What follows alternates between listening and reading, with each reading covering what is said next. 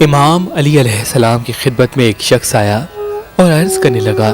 یا علی ابن ابی طالب علیہ السلام، میرے اپنے ہمیشہ مجھ پہ تنقید کرتے ہیں، توہین کرتے ہیں، تذلیل کرتے ہیں، میں ان سے چھٹکارا چاہتا ہوں۔ بس اتنا کہنا تھا تو امام علی ابن ابی طالب علیہ السلام نے کہا، اے شخص، یاد رکھنا، تمہارے سچے دوست تمہارے عیب تمہارے منہ پہ کہیں گے، لیکن جو لوگ دلی طور پہ تم سے رشتہ صداقت نہ رکھتے ہوں وہ تمہارے عیب تمہارے پیٹھ پیچھے کہیں گے۔ اس شخص نے عرض کیا کہ یا علی، مجھے کیسے پتا چلے کہ یہ جو مجھ پہ تنقید کر رہا ہے یہ میری توہین کی نیت سے کر رہا ہے یا میری اصلاح کی نیت سے؟ امام علی نے کہا، جس شخص کی نیت اصلاح کی ہوگی وہ تمہیں تنہائی میں سمجھائے گا،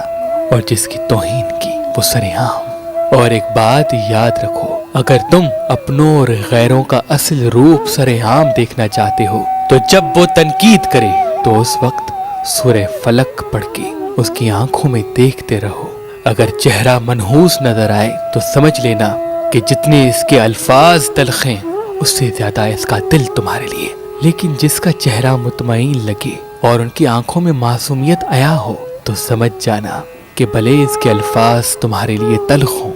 لیکن دل میں یہ تمہارے لیے الفت رکھتا ہے۔